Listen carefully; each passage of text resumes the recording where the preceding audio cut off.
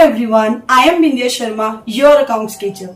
In this video, we are going to discuss the objective and functions of accounting. इससे पहले हमने meaning और characteristics पढ़े थे। अब इस वीडियो में हम ऑब्जेक्टिव्स और फंक्शन पढ़ेंगे, मतलब कि अकाउंट्स का उद्देश्य क्या है और उसके काम क्या है, क्या करना है हमने अकाउंटिंग के अंदर। देखो, अगर मैं बात करती हूँ ऑब्जेक्टिव की, तो अकाउंट्स का सबसे बड़ा जो मेन जो ऑब्जेक्टिव है हमारा, वो है हमारी ट्रांजेक्शन का एक सिस्टमेटिक रिकॉर्ड रखना। अब जैसे मैंने आपको बताया था कि अकाउंट्स प्रिंसिपल है और इसके कुछ रूल्स रेगुलेशन है, तो उन रूल्स रेगुलेशन के अकॉर्डिंग जब हम ट्रांजेक्शन को मेंटेन करते हैं, अकाउंट्स को मेंटेन करते हैं, तो उसका एक सिस्टमेटिक रिकॉर्ड बन जाता है। तो बेटा, हर ट्रांजेक्शन को सिस्टमेटिकली तरीके से डेट बाय डेट हम उसको जब रिकॉर्ड करते हैं, तो ये हमारा क्या हो जाता है, फर्स्ट ऑब्जेक्टिव हो जाता है अकाउंट्स का। सेकेंड है to calculate profit and loss. हम देखो फर्स्ट लेक्चर से ही बात कर रहे हैं कि अल्टीमेटली ये सारा काम हम क्यों कर रहे हैं, क्योंकि हमें देखना है कि साल के अंत में हमें प्रॉफिट हुआ या लॉस हुआ।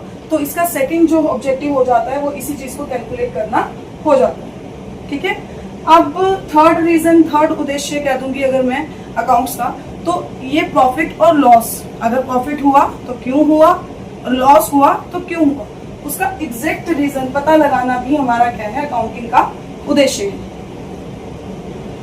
Next is to find the financial position of the company. ये भी बात हम शुरू से कर रहे हैं कि कंपनी का फाइनेंशियल स्टेटस कैसा है, कंपनी की स्थिति कैसी है फाइनेंशियली, ये भी क्या है, एक अकाउंटिंग का उद्देश्य है। ठीक है, इसके लिए हम बैलेंस शीट बनाते हैं, जैसे मैंने पहले बताया है। नेक्स्ट है to ascertain growth of business.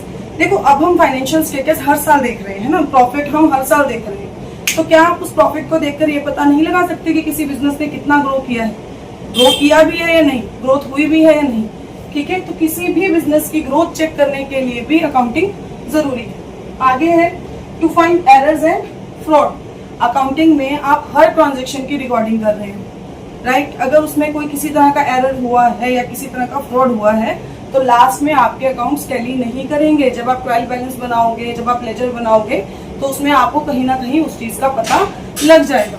तो एरर और फ्रॉड को पता लगाने के लिए भी हम अकाउंटिंग करते हैं। आगे है बेटा to provide information to various parties. ये भी मैंने पहले से बताया कि बहुत तरह के लोग हैं जो मेरे बिजनेस में इंटरेस्टेड हैं। जैसे मेरे इन्वेस्टर हो गए, है ना, पोटेंशियल इन्वेस्टर हो गए जिन्होंने पैसा लगाना है बिजनेस में, क्रेडिटर्स हो गए, डेटर्स हो गए, एम्प्लॉइज हो गए, गवर्नमेंट पॉलिसी एजेंसीज हो गई है। ठीक है, तो ये सब पार्टीज जो है मेरे बिजनेस में इंटरेस्टेड है, इनको मेरी इन्फॉर्मेशन जाननी है।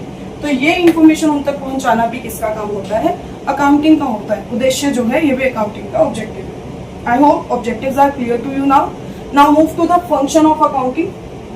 देखो, पहला ऑब्जेक्टिव ही पहला फंक्शन बन जाएगा, मेंटेन सिस्टमेटिक रिकॉर्ड। ये करना भी क्या है, अकाउंटिंग का काम है।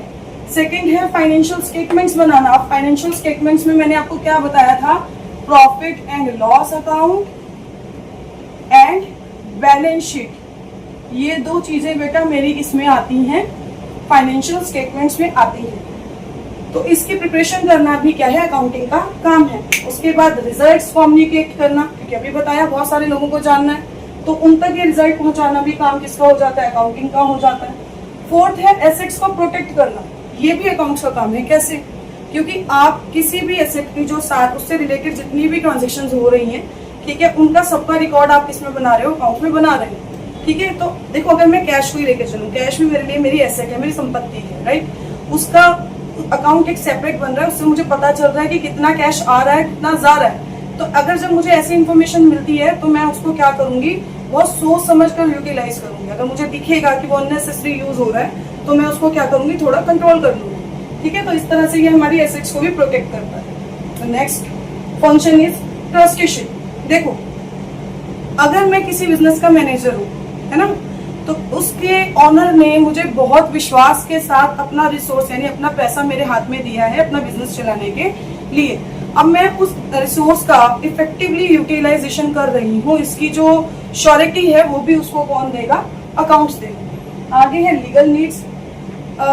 एक बिजनेस बहुत तरह के एक्ट्स को फॉलो करता है ना, रूल्स रेगुलेशन, बहुत तरह के एक्ट के अंदर रूल्स रेगुलेशन आते हैं, हम उन सबको फॉलो करते हैं। जैसे जीएसटी एक्ट हो गया, राइट, कंपनी एक्ट हो गया, तो इनके अंदर बहुत सारे रूल्स रेगुलेशन है। उन्हीं में से एक है हमारा ये प्रॉफिट एंड लॉस और ट्रेडिंग अकाउंट बनाना, बैलेंस शीट बनाना, तो उन सबकी लीगल नीड्स को पूरा करने के लिए भी हमें अकाउंट्स बनाने पड़े। बेटा ये एविडेंस की तरह भी सर्व करते हैं, ठीक है। अगर कोर्ट केस होता है तो ये आपका कोई भी थर्ड पार्टी आपको सू करती है तो आप एज एविडेंस भी अपने अकाउंट को वहां पे क्या कर सकते हो, पेश कर सकते हो। The next one is fixing responsibilities.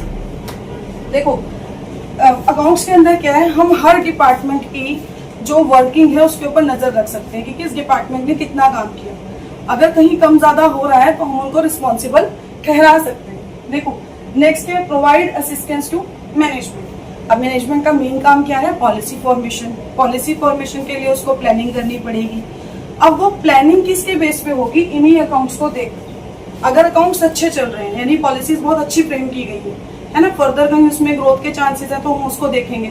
अगर लॉसेज हो गए है ना, यानी इसका मतलब पॉलिसी में प्रॉब्लम है, पॉलिसीज रीफॉर्मुलेट की जाएंगी, तो बेटा वो प्लानिंग के लिए भी असिस्टेंस चाहिए मैनेजमेंट को, जो उसको अकाउंटिंग से मिलती है। I hope this is clear to you now. Okay.